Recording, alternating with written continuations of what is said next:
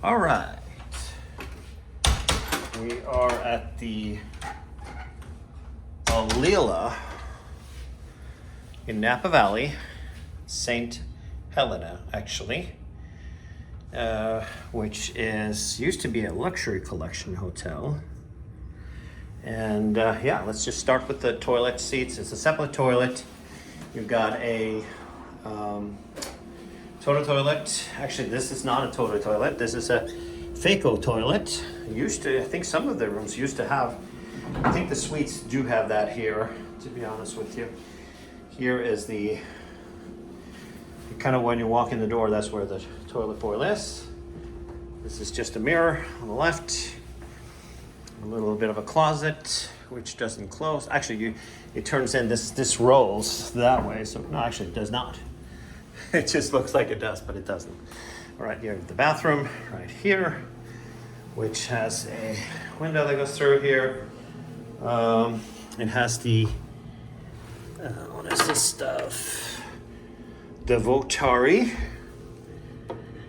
amenities. Also these little tubes here in the tub. So it's got like a shower and tub combo right here inside of this. Nice little thing going on here. Wardrobe, other ones over there. So that here is the location, and that is the bathroom. All right, so here is the room itself, and this is a standard king with actually it's not a standard king. This is a king with a view of the Vineyard, which is a, pretty desirable view, I would venture into saying. Got a nice little sitting chairs over here. Got a little couch, a little fire pit that's nice in the evenings when it gets cold like it is now. This is right before Christmas, 2022. So you got a nice vineyard going on here. And yeah, and fire pit's right there. You turn it on. Let's see if we can get that going.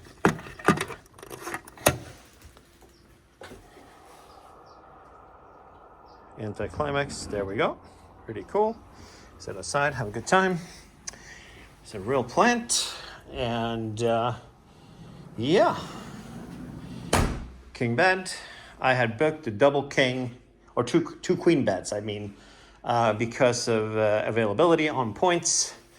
I'll talk a little bit more about the property. As you can see, it's 412. We got the room at 402.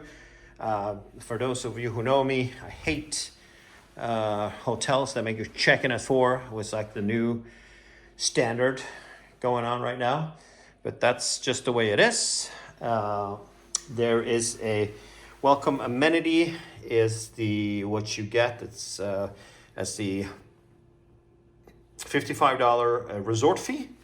And in addition, for being a globalist, they gave me another bottle. And we got the phone over here. You've got an espresso machine. You've got a couple of bottles of water. You've got some more wine over here. And then you've got some Carneros Pinot.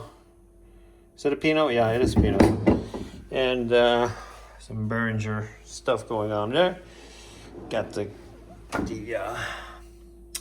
capsules and stuff.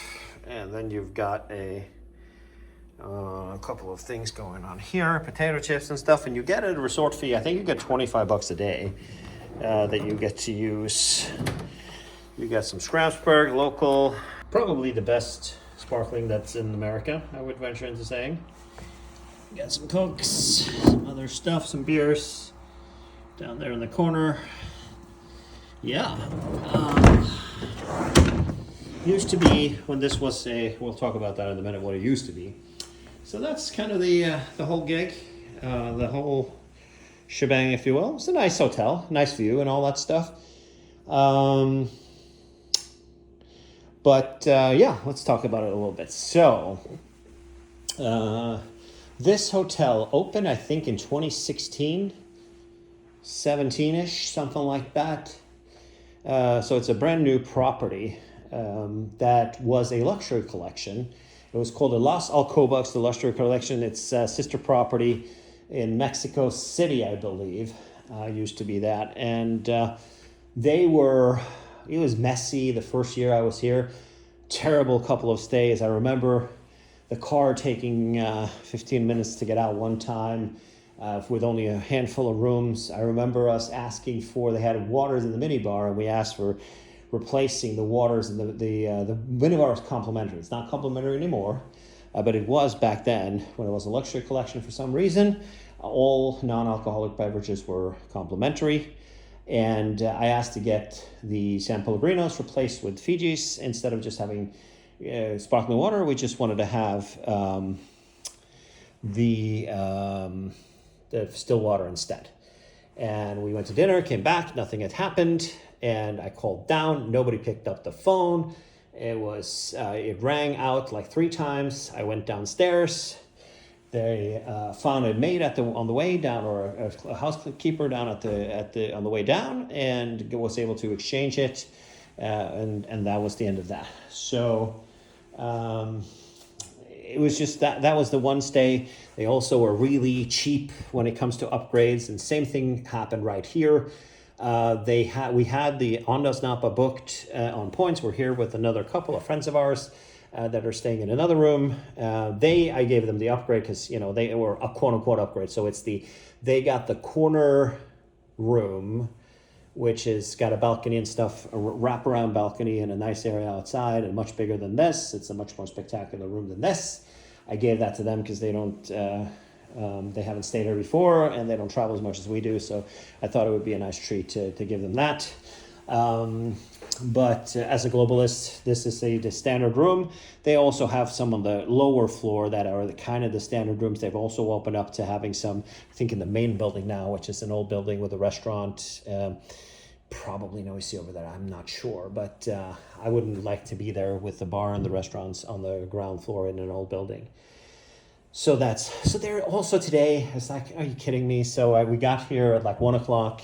Oh, it'll be close to 4 p.m. before you get to check in. So we got back, we went to a Vineyard, we went to lunch, and had a late lunch, hung around for a while, got back here at about 3:25, 3:30. And one of the rooms were ready, our friend's rooms were ready, and mine was not. And at 4:02, so guaranteed check-in is at 4:02, it was done. And it's just like, there are up in the valley here, there are a ton of really nice restaurants and hotels. My mistake, it's really nice hotels up in the valley, up in Calistoga and stuff, like really good 5 stars with great service and all that stuff. And this is the same as it has been for a long time. Am I going to fault them for, when you are globalists, being the last to check in is kind of like the whole. I was the dog shit room waiting in the parking lot, and because there's nowhere to sit. They don't have a bar or anything like that, or a lobby or anything. Because they're doing refurbishment. Actually, they don't have a lobby regardless. Where they usually have the lobby, there's no place to sit there anyways. There's just nowhere to sit when you're waiting for the room, and what are you going to get in your car? It's in the middle of nowhere. It's not in town. It's like outside of town, so you got to drive to get the place. It's cold outside, so we sat in the car like a couple of dumpskis in the reception areas, or in the parking lot outside the reception area. So not a big deal. I'm not going to let that ruin our gig here, but it's if you are paying for a room, it's the same thing I said at the first time I sat here. We stayed there 3-4 other times. If you're paying for it, don't stay here. It's $660 a night for tonight for the standard room. This room is about $800, and the room that our friends are in is about $2,000. Completely not worth it at this place if you are into service and luxury. They just don't have it together here the same way. For Globalists, you also get a full breakfast. You can either have it in the room or you can have it at a restaurant for complimentary. They waive, of course, the resort fee, but it's worth noting that the resort fee includes the wine bottle that's right there. It includes also some place where you can charge your car, which there's an asterisk behind it. Only if it's a Tesla. I don't have an adapter. I'm not gonna pay $150 for an adapter to be able to charge my car.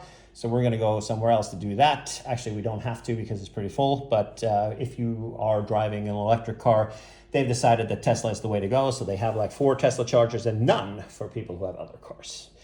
And besides that, I think the restaurant is kind of like a gourmet style. We ate here the last time. The service was a little bit shaky, which goes with the style of the place, but the food was excellent. So I do recommend the food at the restaurant for dinner also. If you don't want to go out, just make sure that you make reservations because it's pretty popular. We were just, people are starting to, I don't know who goes to dinner at 4 p.m., but it was starting to congregate a lot of locals' cars getting valeted there for dinner. And maybe that's because it's so popular, that's the only time to get in. But so that is good, and I expect the restaurant also. We had some chili gillies here a couple of times, which were absolutely amazing. So the restaurant is good. So the great hardware. I think we're just back to the and like I said, it's 4 p.m. check-in, so it's technically there. I'm not entitled to get anything before 4 p.m. But if I were them, I would be a little bit more apologetic and then kind of work on it a little bit. I know that, they should have given me an option and say that I see that this is a Sunday, so I see that every single category of the hotel is available. They should have said, hey, do you want to have like another room available instead of waiting until 4:02? But that's just the way the breaks are. And, hardware, phenomenal. Food, we'll have to see tomorrow, but I suspect to be in phenomenal. Service is like driving around a rocky road with a cup of water, a full cup of water. It's not going to be pretty until you get to the end of that road. Thank you. This is Tommy Danielsen signing off, and enjoy your day. All right, it is the following morning, and I decided to keep that video from yesterday, even though it was really grumpy because they let us check in after 4 p.m. Had us waiting around for a long time. Say it's actually gone really, really well. The couple of things to notice here. So it's they are back on track with the turn down service. They had the local, I don't know what it's called, the place, but there's in Yountville there is a chocolatier that makes chocolate that they had that's really, really good. So it's downtown Yountville, like right across from Bouchon. There's that little shopping plaza there. There's a building there, and there's a wine store, and there's a couple of art galleries and some other stuff, and also there's a chocolatier in there. So very, very local stuff. And we came back from dinner, the turn down service. They had fresh bottles of water by the bed. They had slippers. They had really done a good job with that. The chocolates from that place we were talking about. So they're on the ball on giving service like they did through before COVID. Another thing is that you have the minibar is you get a $25 per night credit for it as part of the resort fee. And the cab, I looked it up. We didn't have the cab last night because we had some wine at dinner. Definitely never bring hotel bottles, wine from hotels home. We're going to leave the little bottle, but the big bottle that I got from my Globalist amenity, I am bringing that home. It's a cab that gets really high rated. You can look in the video earlier to figure out which one it is. A nice $55 bottle of cab from 2019. I'm going to put it in my fridge, let it lay there for a while, and enjoy that later.